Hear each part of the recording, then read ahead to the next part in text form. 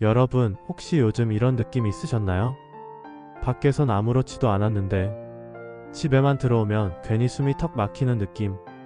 딱히 큰일도 없는데 밥맛이 없고 말수도 줄고 심지어 가족 목소리조차 예민하게 들리는 날.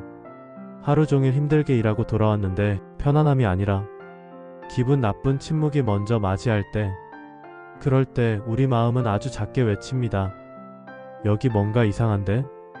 가만히 앉아있어도 이유 없이 불안하고, 괜히 안 쓰던 물건을 치우고 싶어지고, 밤이 되면 더 피곤한 것도 아닌데 잠자리조차 편하지 않게 느껴진다면 그건 단지 우울감이나 예민함 때문이 아닙니다. 그건 당신의 몸과 마음이 이 공간에서 뭔가가 틀어졌다고 가장 먼저 감지하고 있는 겁니다. 심지어 이런 감정은 가까운 사람과의 사소한 다툼, 이유 없는 짜증, 심지어 감정 기복으로까지 번지기도 합니다. 사람들은 대개 이 시기를 그냥 내가 예민한가 보다 하고 넘기지만, 사실 이럴 때 가장 먼저 점검해야 할 건 나 자신이 아니라 공간의 흐름입니다. 풍수에서는 말합니다. 복이 떠나기 직전 집안은 가장 먼저 불편함으로 말을 건다고. 당신이 지금 이 설명의 고개가 끄덕여졌다면 이제 곧 복의 흐름이 바뀌기 시작할지도 모릅니다. 지금부터 말씀드릴 이야기, 그 불편함의 정체를 정확히 짚어보겠습니다. 놓치지 마시고 꼭 끝까지 함께 하시길 바랍니다. 조선 후기 풍수지리서 택리지에는 복은 조용한 틈으로 스며든다는 말이 나옵니다. 이는 복의 흐름이 드러나기보다 느껴지는 것에 가깝다는 뜻입니다. 집은 단순히 벽과 지붕으로 지어진 구조물이 아닙니다. 우리가 하루의 에너지를 내려놓고 다시 채우는 기운의 저장소이자 영혼의 거울입니다. 그런데 만약 그 거울이 흐려져 있다면 어떨까요? 풍수에서는 말합니다. 집안의 기운은 곧 그 사람의 운을 말한다. 당신이 요즘 자꾸 집이 불편하게 느껴진다면 그건 집이 먼저 말하고 있는 겁니다. 지금 기운이 막혀 있습니다 라고요. 특히 중요한 건 이런 변화는 눈에 보이지 않는 것부터 시작된다는 사실입니다. 가령 이런 조짐들 말입니다. 특별한 이유 없이 화분이 시들기 시작합니다. 예전보다 집안 공기가 무겁다고 느껴집니다. 같은 자리에 앉으면 자꾸 멍해지고 아무 생각 없이 시간을 흘려보내는 일이 많아집니다. 이런 현상들은 단순한 기분 탓이 아니라 에너지 흐름이 정체되고 있다는 풍수적 신호입니다.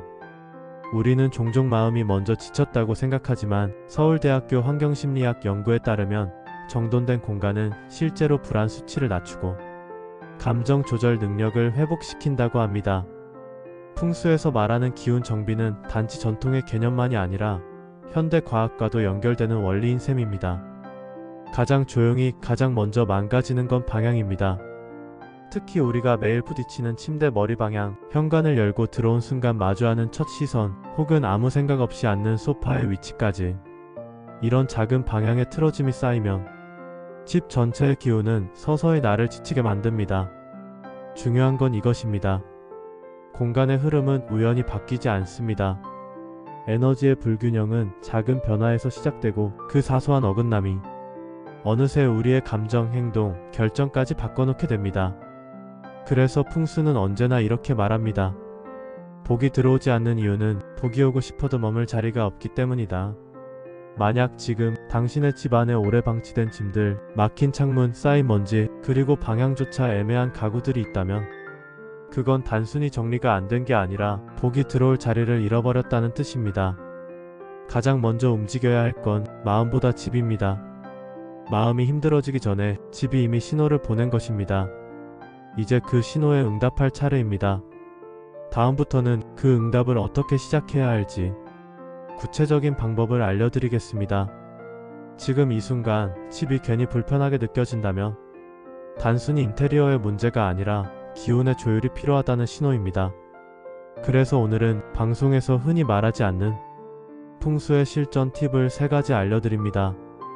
오직 이 영상을 끝까지 보신 분들만 알고 계시면 좋겠습니다. 첫째, 현관에서 시작되는 첫 기운 정비. 현관은 집의 입구가 아니라 기운의 입구입니다. 풍수에서는 복은 문으로 들어온다고 말할 정도로 현관은 재물운과 인연운의 시작점입니다. 하지만 대부분의 사람들이 현관에 신발을 어지럽게 방치하거나 낡은 우산, 마른 화분을 그대로 놓아둡니다. 이건 복의 통로를 막는 행위입니다. 실천 팁으로는 매주 일요일 아침 신발장을 정리하세요. 신발 앞코는 집 안쪽이 아니라 바깥쪽을 향하게 정돈합니다. 작은 소금 그릇을 현관 구석에 두면 묵은 기운을 정화해줍니다. 현관문 안쪽 위에는 작은 폭주머니 모양의 장식도 효과적입니다. 둘째, 가장 오래 머무는 자리의 방향을 바꿔라. 사람마다 하루 중 가장 오래 머무는 자리가 있습니다. 소파, 식탁, 책상, 침대. 그 위치에서 받는 기운이 운의 흐름을 결정짓습니다. 특히 중요한 건 등 뒤입니다. 풍수에서는 등이 불안하면 마음이 흔들린다고 해석합니다. 등 뒤에 창문, 복도, 열려있는 문이 있다면 기운은 계속 빠져나가는 구조가 됩니다.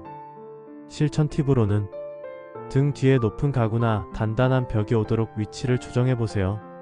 소파나 침대는 방문을 정면으로 바라보는 배치가 안정적입니다. 의자에 천연 소재의 방석을 두는 것도 기운을 보완해줍니다. 셋째, 묵은 기운은 반드시 물로 씻어내야 한다.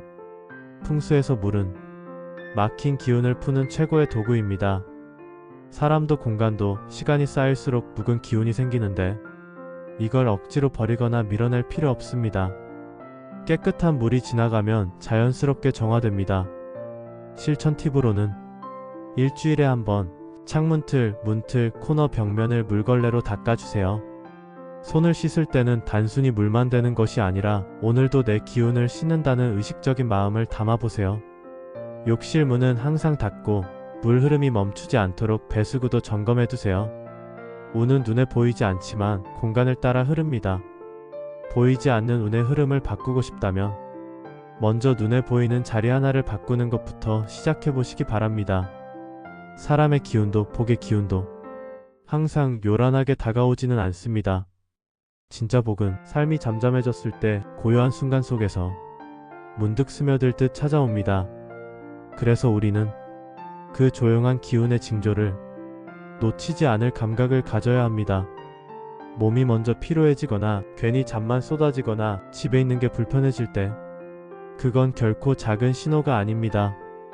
바로 그 순간 당신의 공간과 에너지가 바뀌기 시작하며 복이 들어올 준비를 하고 있는 것일 수 있습니다. 오늘 알려드린 풍수 팁이 당장 삶을 뒤바꾸지는 않더라도 여러분의 하루가 조금 더 편안해지고 마음이 가벼워지는 데 도움이 되었길 바랍니다. 그리고 혹시 요즘 여러분도 이상하다 싶은 느낌이 반복되고 있다면 그 이야기를 댓글로 남겨주세요. 어쩌면 지금 조상님이 여러분을 복이 오는 자리로 이끌고 있는 중일지도 모르니까요. 그리고 오늘 영상이 여러분께 작게나마 도움이 되었다면 좋아요와 구독을 눌러주세요. 그 작은 클릭 하나가 다음 영상의 복을 열어주는 열쇠가 되어 돌아갈 것입니다. 알림 설정까지 하시면 복이 움직이는 순간을 가장 먼저 감지하실 수 있습니다. 오늘도 귀한 시간 내주셔서 감사합니다. 당신의 공간과 마음에 복이 천천히 그리고 조용히 스며들기를 바랍니다. 다음 이야기에서 뵙겠습니다. 감사합니다.